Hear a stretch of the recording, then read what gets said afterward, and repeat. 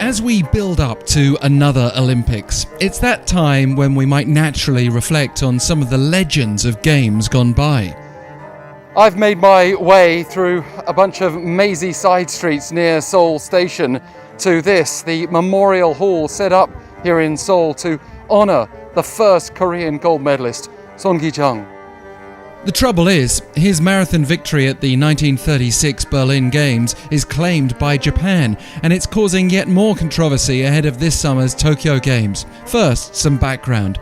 Sohn was born in Korea when it was yet to be divided, but when it was under Japanese colonial rule.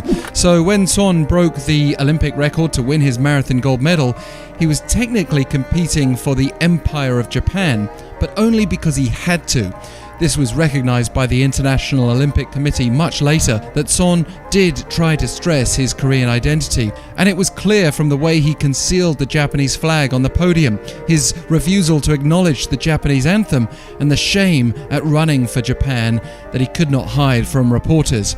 It was therefore particularly touching when he was able to carry the torch in Seoul for the opening of the 1988 Olympics in front of a packed crowd, with no one having to hide their Korean identity. Japan's claim to Sohn Kee Chung's victory is one of several issues souring ties between Seoul and Tokyo ahead of this summer's Games.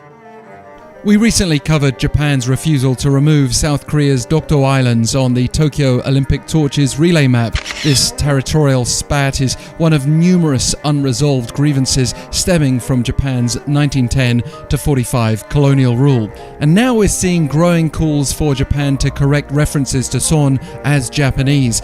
The issue sharpened last month when it emerged that Sohn's being identified as Japanese using his Japanese name at the Japan Olympic Museum, which opened last September ahead of the Tokyo Games. A professor at Songshin Women's University, Seo Kyung-dok, wrote a letter to the Tokyo Olympic authorities asking that the exhibit be corrected.